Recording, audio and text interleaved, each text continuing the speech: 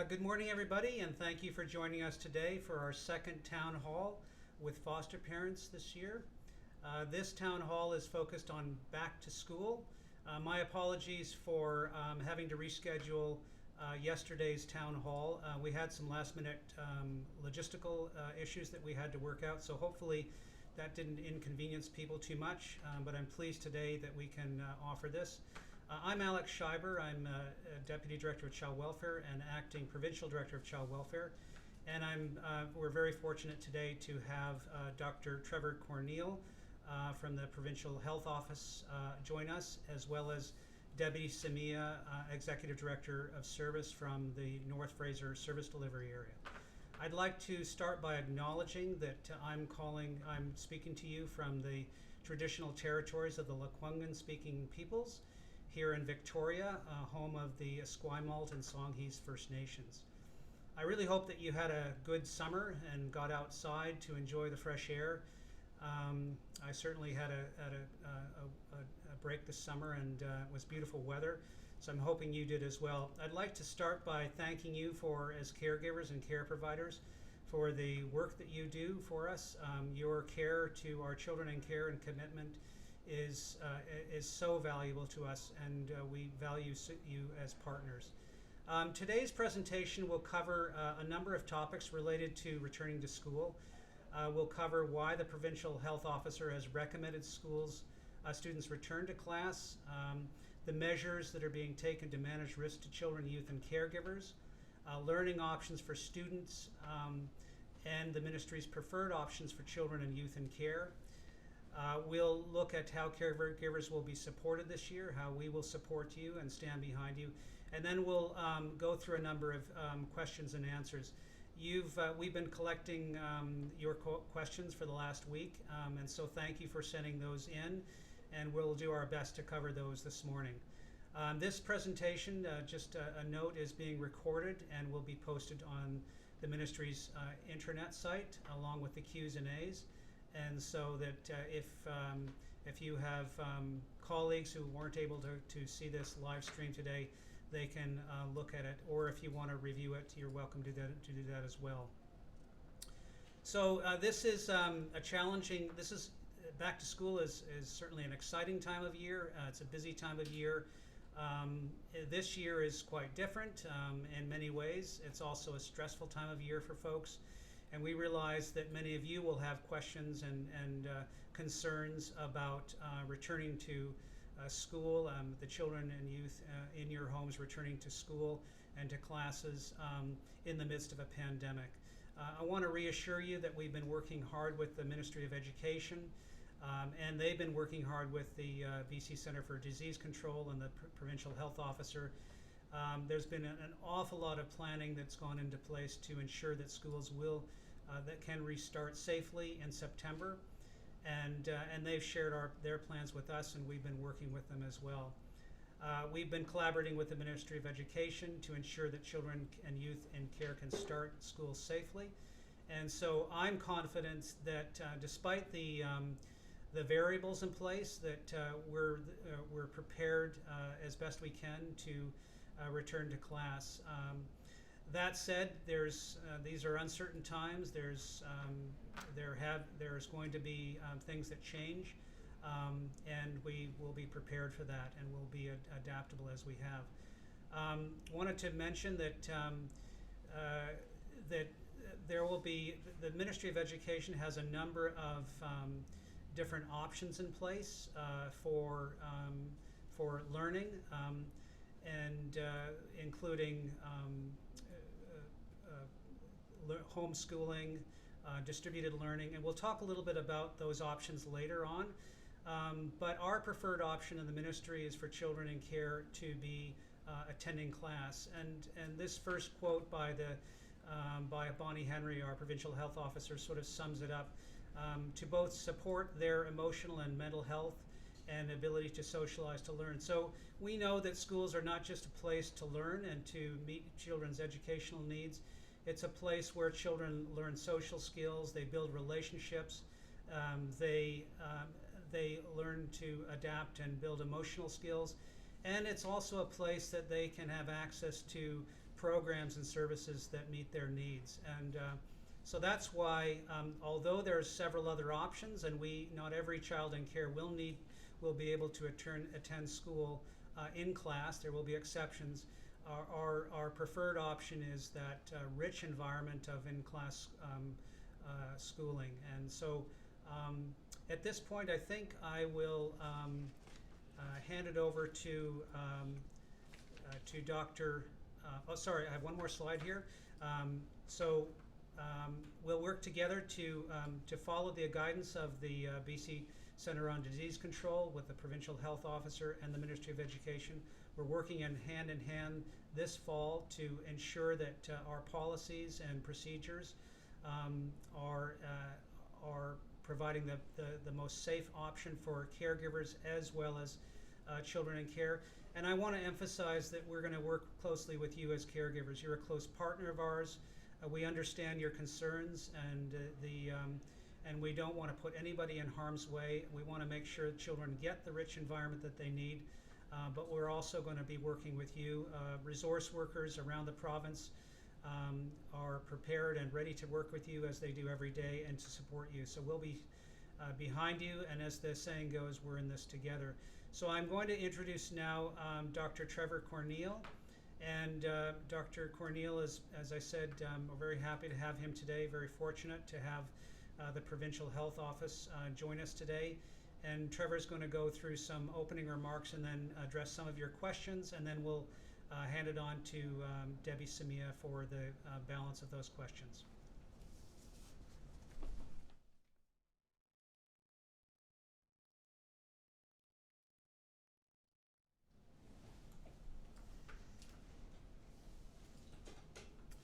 Great. Thank you very much, Alex, and I'm very pleased to be with you all today and using this opportunity to provide you with some information about children going back to school, what that looks like both for you as families, but also for those of you who are watching who are children or kids. So the most important thing that we know in public health is that education is essential to the health and well-being of children, and actually it's important as they develop through their teenage years and into adults. What we found during wave one was that children were impacted in a negative way. We've done a few surveys and they've confirmed what we know from the literature in other countries and from previous epidemics or pandemics, that a large number of children and parents actually reported impaired learning. So learning was very difficult. The other major thing we learned was that there was a significant amount of stress. So children were quite stressed. Adults were stressed. But stress in children does have an impact. And this one people often forget is that families and children's reported a significant decrease in connection with friends. And these are all things that are very important for the health and well-being and development of children. Other things that have come up in the context of the closure of schools has been an increase in online learning, increase in screen time for those families who depend on some of the social benefits that school provides, such as food programs. Food safety was a significant issue. So these are all reasons that we feel in public health, we feel in the Ministry of Health, and in the BC government, that we should have children back in school learning in class as much as we can.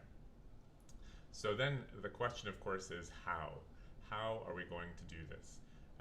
And how are we going to do it safely? As Dr. Henry says, things are going to look different, and that's okay.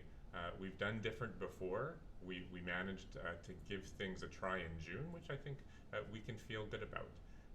June was an opportunity for us to see how things fit, what made sense, what doesn't. what could be improved for the fall, and here we are. So I'm going to cover off briefly what we call the hierarchy of COVID infection control measures. Now there's a lot of detail behind each of these layers, and you'll see those in our public health K-12 guidelines.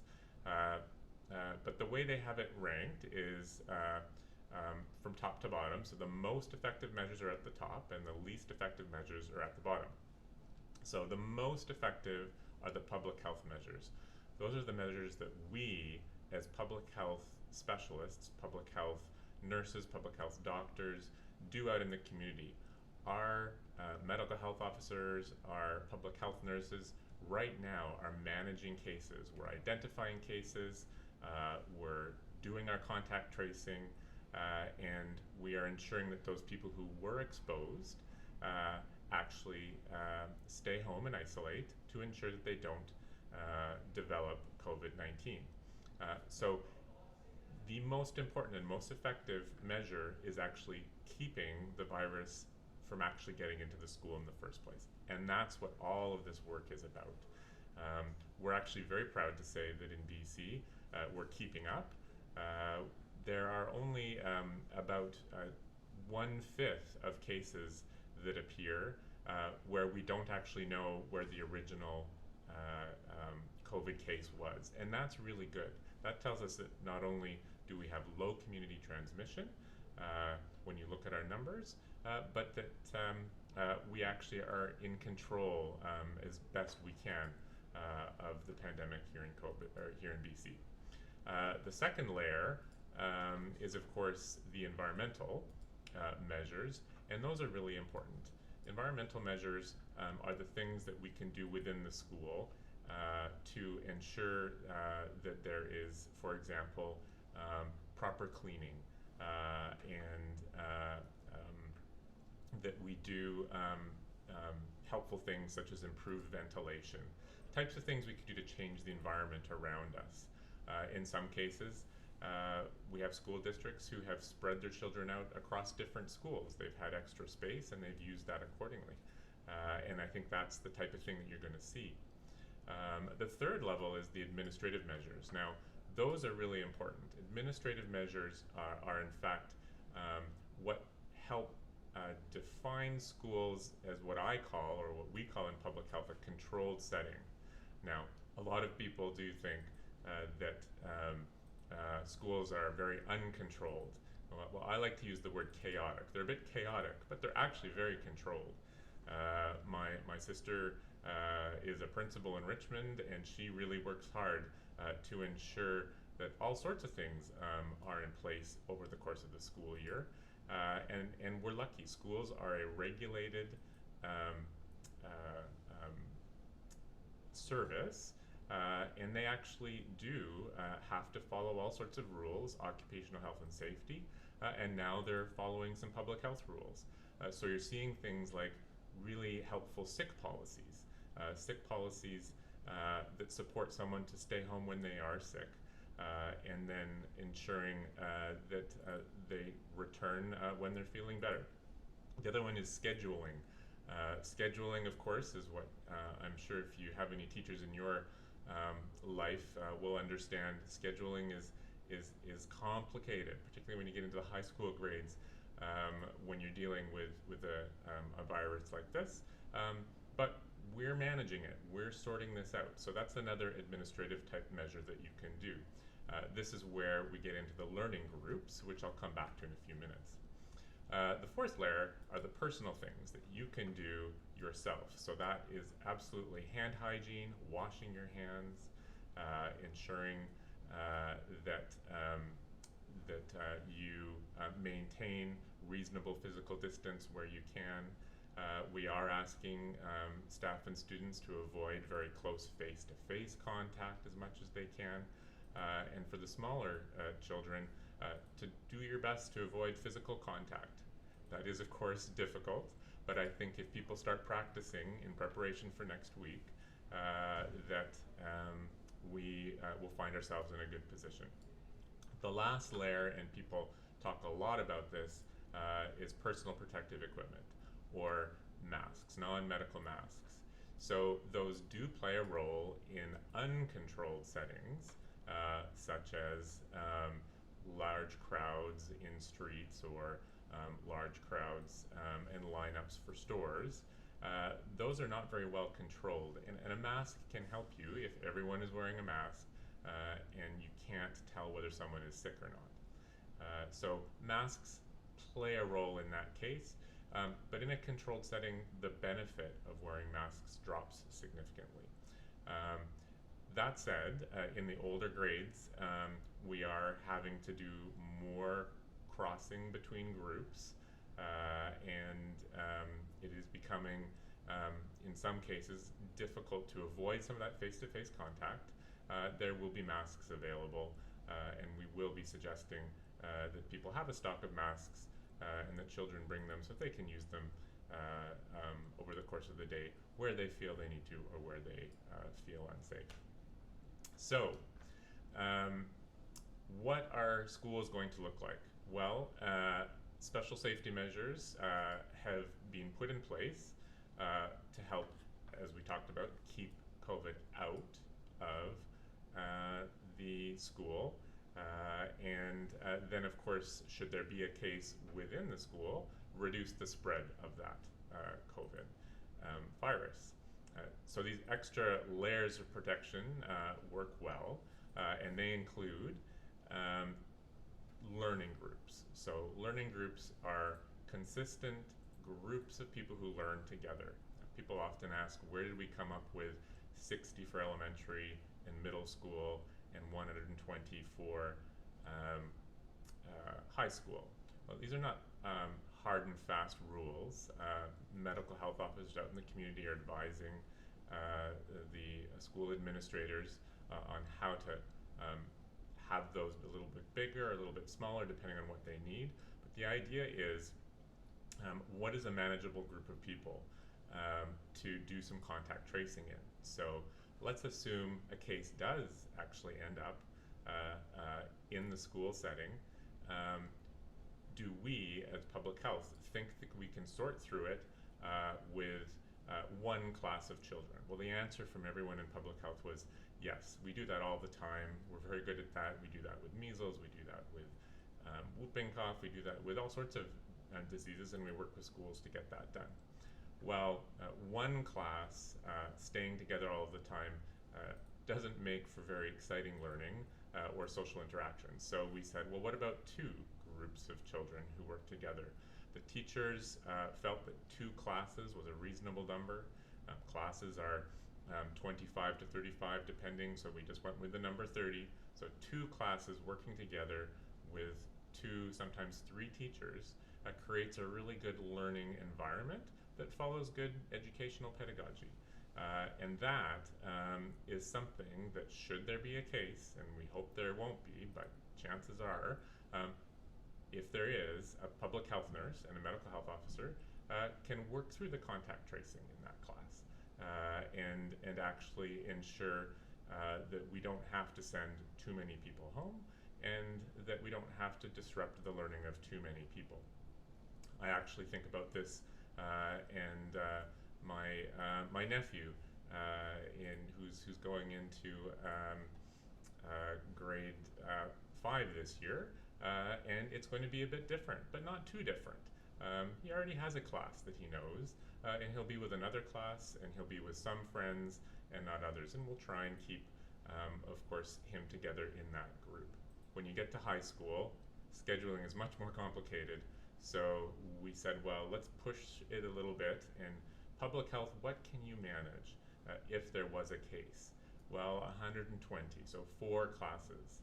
And we said to the school administrators, can you manage to sort out high school in groups of 4 classes? And they said, maybe, which is always an interesting answer, and that's what they're working very hard on right now.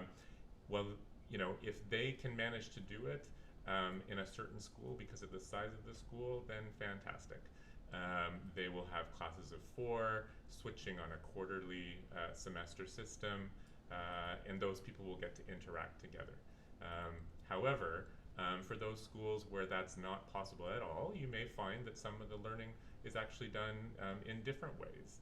That learning is done online to allow for smaller groups, more physical distance between people, less FaceTime, and certainly less physical contact. Second important piece, of course, are the robust policies we have for students and staff. That's important, and we're fortunate that those are available in the education system. And certainly, I know the Ministry for Children and Families and the Ministry of Education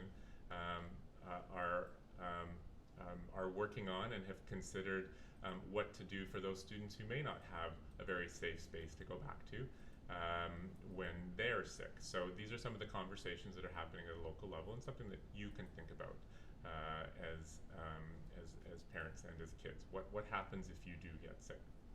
And then, of course, we commented on this before, washing hands, avoiding physical distance where you can, and practicing good hand hygiene. So, some of the things that you'll see on our Ministry of Education website are pictures like this, where we ask people to stay inside your learning group. If you are unable to do that, then ensure you keep a safe distance. When you're in the hallways, passing people, follow the arrows. Try and use the visual cues that are laid out for you so that you're not interacting. If you feel that it's necessary or it may be helpful, then a mask might be the thing to use in a high school setting where everyone is crowded together. We know that they've implemented more hand hygiene stations, so more sinks, which I can tell you many teachers are very happy about. Particularly in the older schools, there's some great things happening to make things more hygienic and clean. And then trying not to share things. So I'll use a water bottle as an example. So absolutely, I think it's very important for children to have access to water. We're not a big fan of water fountains right now because there's a lot of potential saliva transmission. So we do suggest that people have a water bottle, but perhaps have a water bottle at work, have a water bottle for teachers, have a water bottle at school for kids, and then have one you use at home. And that water bottle can stay with you in your class and can be part of your own personal items. Those personal items, do you need to clean them all the time? Well, not if you're the only one using it, but certainly if you're going to share those between friends, think about cleaning them beforehand, or in best case scenario, find a way to help your friend or help another family member have one of those personal items that they can use on their own. Teachers are well versed in how to help people deal with all the things that they have in the classroom, and they will be providing all sorts of ways for you to keep your own things clean.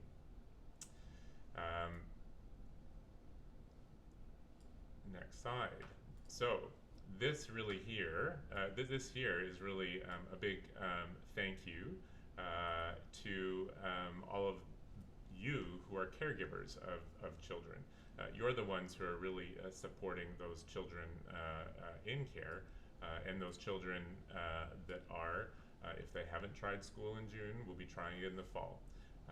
And we'll be wrapping up the presentation probably on this slide, which we'll come back to. And if it works well with you, we'll go ahead and start answering some questions. So we've had a number of questions that have been submitted to us here in Ministry of Children and Family Development.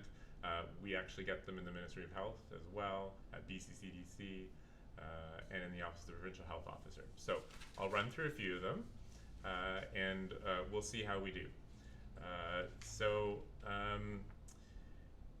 Let's see. Here is a good one that I am hearing quite a lot. what happens if a child comes to school and they're sick? Well, every school has to have a safety plan in place. We're asking the schools to do what we would normally do if there was someone who was sick or injured at school, that they be placed in a safe space, usually the nursing room or a staff room or somewhere where they can be alone, to have someone with them so that they're cared for and that they feel supported. And then we'll give a call home. The parent will get a call, or the caregiver will get a call, and they will be asked to come and pick their child up. We'll make sure that the child has things to do until you can get there, and then once that child goes home, we'll be cleaning the room and ensuring that in fact, should they potentially have COVID, that there isn't any of that left around. Now, what happens to that child when they get home? What we would ask is that the caregiver touch base with their healthcare provider. Now, it could be 811, it could be your nurse practitioner, it could be your family doctor.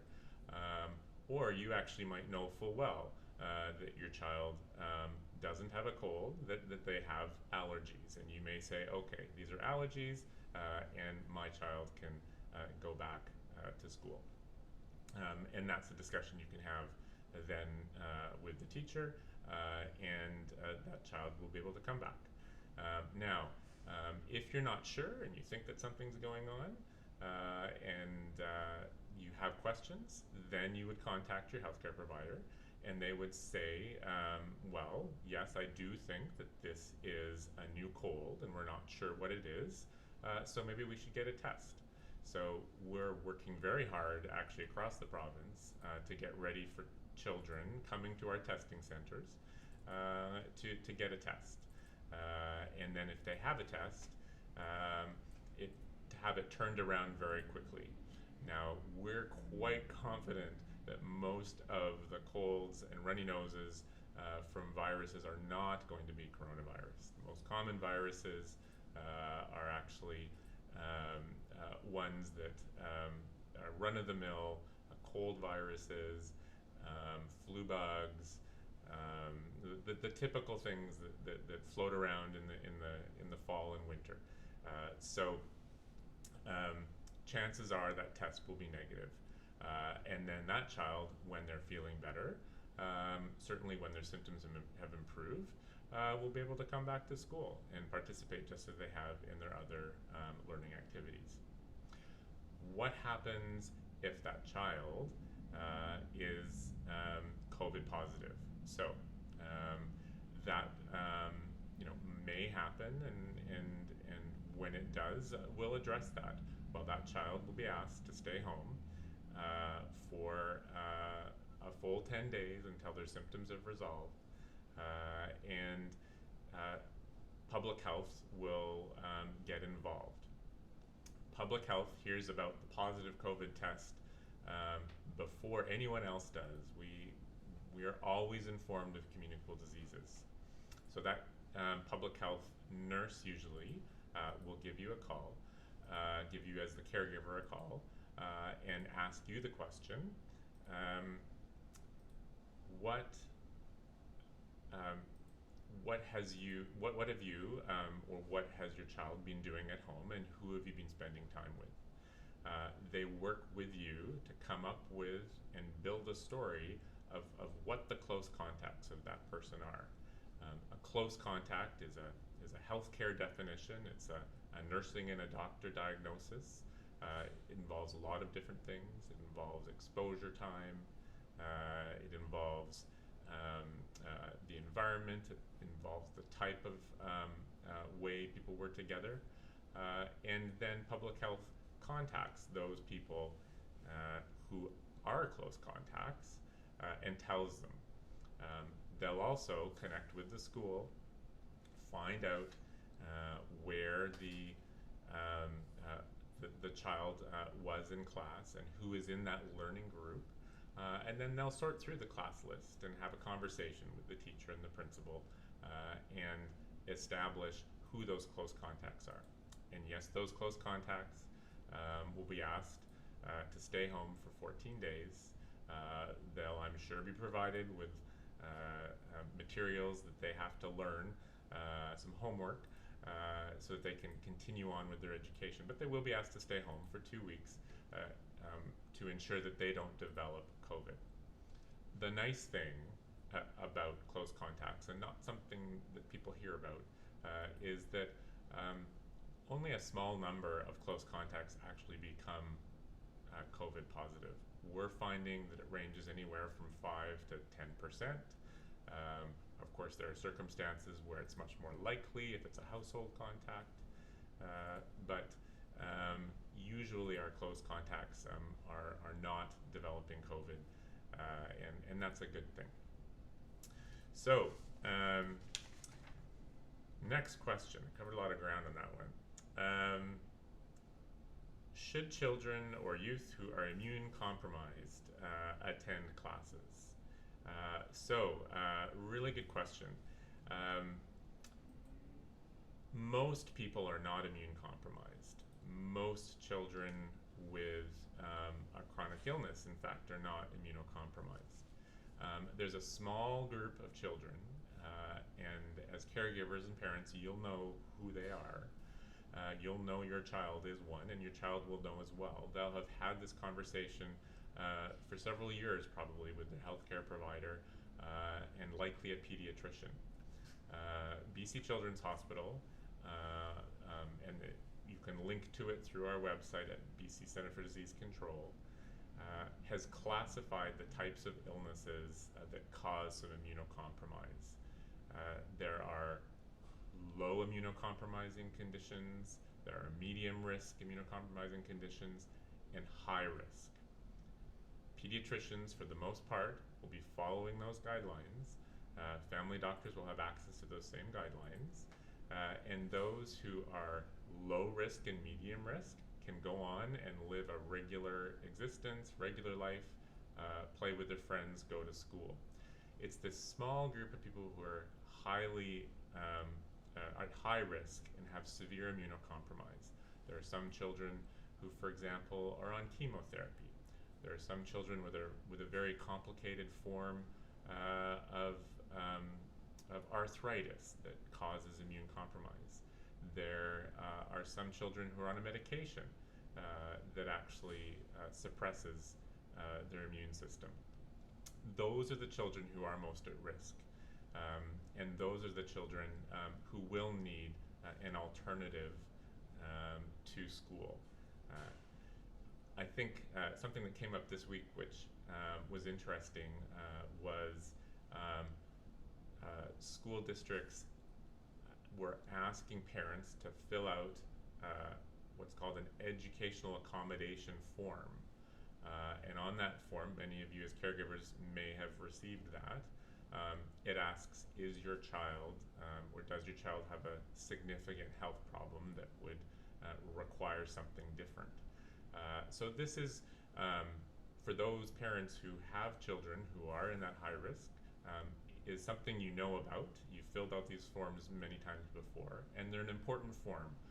They actually help the school system and the teacher not only get additional funding for your child, but they also include that health problem and ways of working around that into what's called the IEP, or Individual Education Plan, so that they can ensure that you as parents and caregivers, that you as children actually can get your education wherever that might be. Maybe at home, may in some cases be in a hospital. But this is something that the education system does very well in BC. I know that the Ministry of Children and Families Development also is very supportive in this area, and will do everything they can to ensure that your child is cared for. You may still have a lot of questions about your child. Let's say they have mild asthma, or they have some other health problems that you're worried worried about, well, that's something that you can check in with your healthcare provider to find out whether it is really a significant concern or not. In most cases, it's not going to be. And that's where people are asking the question, do we need doctor's notes? So the answer is, we don't need doctor's notes. If you as a caregiver say that your child is sick, your school will say, we believe you and we will have that child stay home and we'll support you to do that. Also, when your child, let's say their cold is over, they don't have COVID, and it's ready to come, you think they're ready to come back to school, you're not going to need a doctor's note. We've been very clear, so has Dr. Henry, so has the Minister of Health, that doctor's notes for the run-of-the-mill colds and coughs are not a useful exercise, and certainly we want to save doctors' times, nurse practitioners' times for those complex cases where these things need to be worked out. So hopefully that answers some of those questions about those children with immune compromise. Big message that I'll give you from that is, you will already know if your child, or you will know as a child if you are immunocompromised. You will already have had that conversation many times, and that's a good place to start. All right. Do masks work, and do we have to wear them? So this is a big debate. You hear about it in the news, you see it in social media. Do children in school need to wear masks? Well, if you think back to my message before, that slide before, masks help keep you from infecting other people when you're in large groups together. Are some people going to come to school and not quite know they're sick? Probably. We're certainly recommending that where you can't physically distance in middle or high school, so it could be where you're all squashed in a bus together, it could be when the children are in a having to go into a small room together for a period of time. We will be asking, and the teachers probably will be offering people masks and ensuring that they have one on. That's okay. There may be some benefit. The question we then get is, well, why not the little kids? Little kids don't manage their masks very well.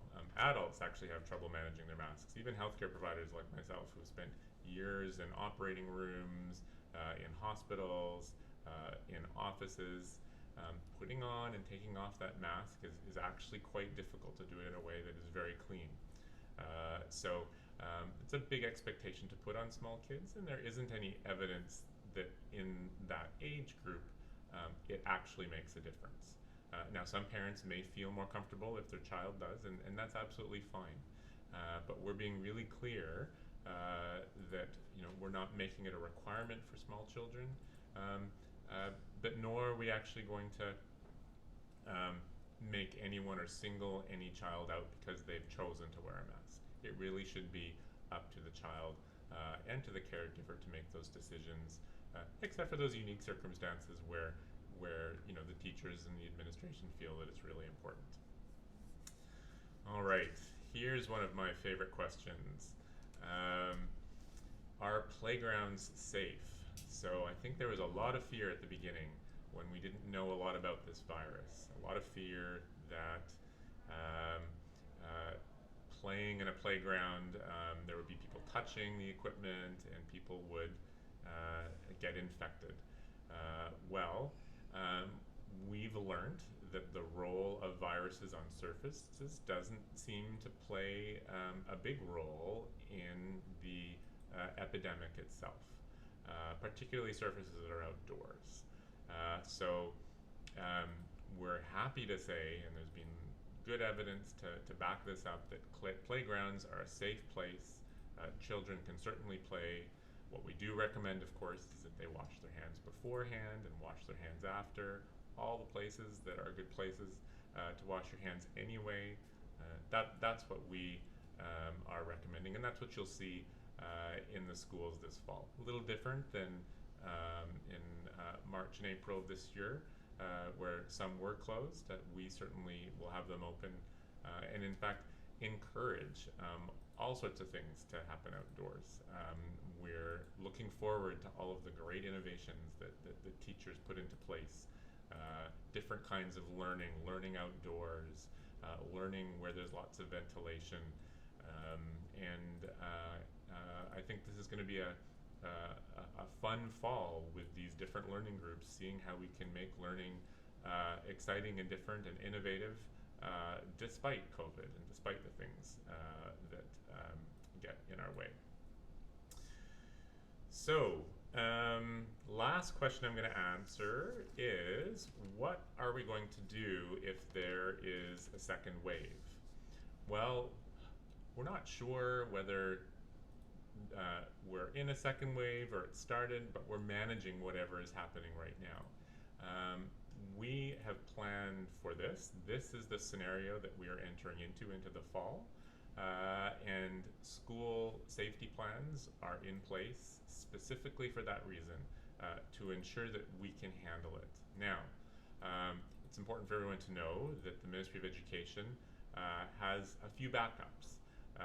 They actually have what's called Stage 3, which is similar to what you saw in June, where we'll put a bigger emphasis on online learning and less in-class learning, and decreasing the density within schools. Public health, we in public health will let the Ministry of Education know, and we'll let all of you know if we get to that place. And then we will plan accordingly, and we'll shift. So if things become very complicated, lots of virus, lots of cases, then we may need to adjust to a Stage 3. And then if we're lucky, actually, then we would be able to move back after a few months into a Stage 2. We've tried to set things up this time around to be less reactive and more proactive. So over the course of the year, as we learn to live with COVID, it's about being flexible, and what can we do. Some of the positive things that we've seen in other countries, whether that's South Korea, Germany, Norway, Northern Europe, where people have already started school, is that they are seeing cases, and there are some clusters in schools, but that they're manageable. And in fact, that people are actually able to go back to school safely and get that in-person rich classroom environment that they need. So we're reassured by that, and we feel very confident in the approach we're taking. We're also very confident that we can manage it, that we will manage cases as they come up, and that we'll ensure that you and your families, children, and caregivers are safe. So I'm certainly looking forward to stories that I hear from my nephew, from my sister, the principal, from my other sisters, the 5-6 teacher, from all of my friends in the education sphere. There's going to be some great stories about exciting things and new ways of doing things, and I really look forward to hearing about that and sharing those good stories, both with my colleagues, with Dr. Henry, and I think you'll enjoy sharing some of those stories amongst yourselves and friends and families.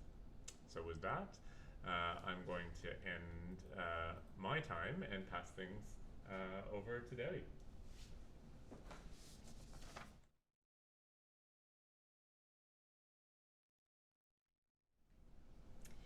Good morning, everybody, and thank you so much, Dr. Corneal. That was a really helpful information, and I'm confident that it'll be helpful to the caregivers and the staff who are on the call this morning. I wanted to thank you all for joining us today, and just wanted to reflect a little bit on my own thinking as preparing for this town hall about the excitement and glee as a young person I felt going back to school getting to see my peers, going into that environment again of learning and seeing my teachers and my friends mostly over the coming year. And I also remember how happy my parents were to have us return to classes and to structure and the school program. So I'm happy to hear that we're really working hard. The Ministry of Education is working very hard, as are public health, to make sure that it's a good system for us. I also wanted to share with you a little bit about myself. So I'm an auntie, I'm a sister, I'm a cousin, and I'm a daughter of an immunocompromised parent. And my most important job or responsibility is parent of 2 adult children, Nick and Danica. I take that job very, very seriously. It's a responsibility that I hold very high in my level of my priorities. And I'm really confident that all of you also know how seriously we have to take this job of caring for the children who we have contact with, as well as who we have in our homes. And I know that all of you have done a tremendous job already doing that through these very difficult times. On behalf of the Ministry of Children and Families Executive, the managers, and every single staff, I want to thank you on all of their behalfs and on my own behalf for the work that you do with the children and families in your care and who you support. Thank you so very much. I can't say it enough. It's such an important job for you and for the children that you impact. So without further delay, I'm going to start with the questions, and these are the last 5 questions that I don't think were addressed by Dr. Corneal or Alex. And there may be some that weren't able to be answered in the time frame that the 2 previous speakers had, so we may have to send some information out to you in writing or do a follow-up.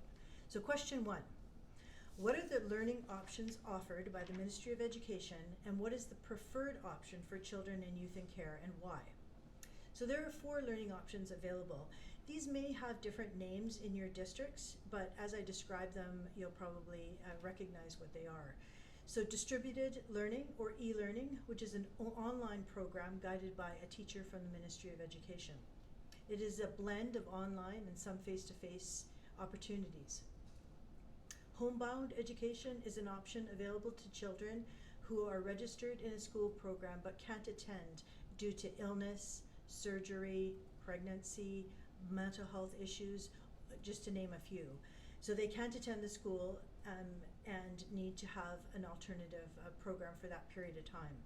To access this program, parents must contact their regular schools and see how to register for that. Homeschooling is another alternative method of teaching outside of the BC education system. It's a parent-led learning opportunity. It's on a private online platform. So this is not supported by a teacher or a person from the Ministry of Education. It is led by the parent who's accessing the service.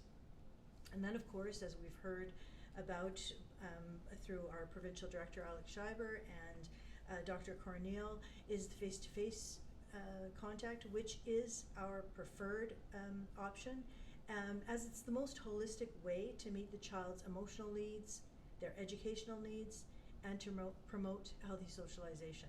So those are the 4 options, and you've heard repeatedly, for those that are able, the preferred option is the in-school learning.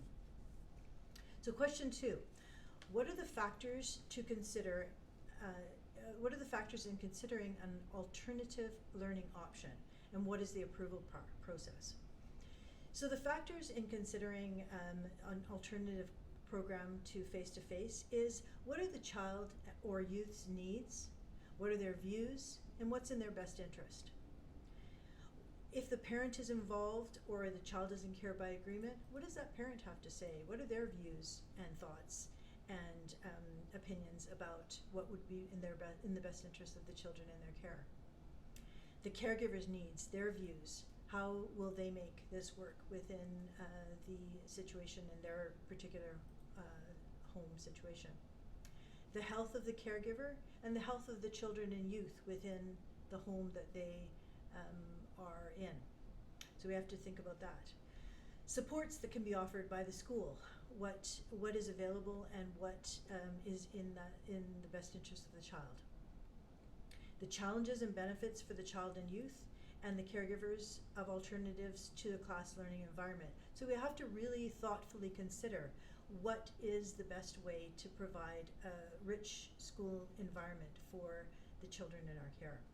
So the approval process is, I think that what we have to do is involve all of the child's support circle or support system in that decision. The guardianship worker, the resource worker, the parent, the caregivers, the medical professionals, and all other service providers who are involved. What do they have to say? What advice do they have to give us about that? And once there is agreement or a recommendation that that's how we proceed, the Director of Operations is the sign-off or the approval mechanism for that decision. So, on to question 3. What supports will be offered to foster parents where children and youth cannot attend classes? Will additional relief be provided? What if foster parents work outside the home? Will MCFD or the DAAs pay for additional tutoring or other related costs, such as housekeeping, etc.? So if a child cannot attend school, the support circle will have already discussed what the plan is for a rich school environment outside of the face-to-face program. It will be part of the decision making and part of the approval process to have a plan that is going to be reasonable and doable for the child, for the caregiver, for all involved. So if I say that this could include additional relief or tutoring, but given every situation and every contract is different, it's difficult to give a pat answer to this question. What I do really want to emphasize is your resource worker, your guardianship worker, the staff within MCFD, we are in this together. We want to support our children in care and you as caregivers to be successful with the children in your care and their educational plan. So please involve them in the planning. Please explain to them what the best options are, and I'm confident that we will come up with a plan that works collaboratively as a group. We know these are difficult times and they require unique solutions. We're in this together and we are all here to help. So question 4, who is paying for the sanitizer, wipes, and masks? So the Ministry of Education will be providing sanitizer, wipes, and 2 disposable masks to each student attending class. In your own homes, I'm confident, as I know I have had to deal with, as well as all of you, that you have determined the best way to ensure your family are washing their hands frequently, they're not touching their faces, they're maintaining social distancing, and when necessary using sanitizer and masks. This has now become our new way of life. It's part of our household expenses. It's part of how we are living in this new normal. If there are extraordinary costs that are incurred as a result of COVID, talk to your resource worker and your guardianship worker, and they will address those on a case-by-case basis. Question 5, will foster parents receive any additional pandemic pay? So there will not be additional ongoing funds provided to foster parents as a result of the pandemic. However, additional costs incurred due to the pandemic will be reviewed by your resource worker and will be assessed on a case-by-case basis. So that concludes the questions that I was asked to talk about. So I'm going to again thank you all for what you do for our children and youth. I'm going to hand this back to Alex Schreiber to do a close, and we will talk to you again. Thanks so much.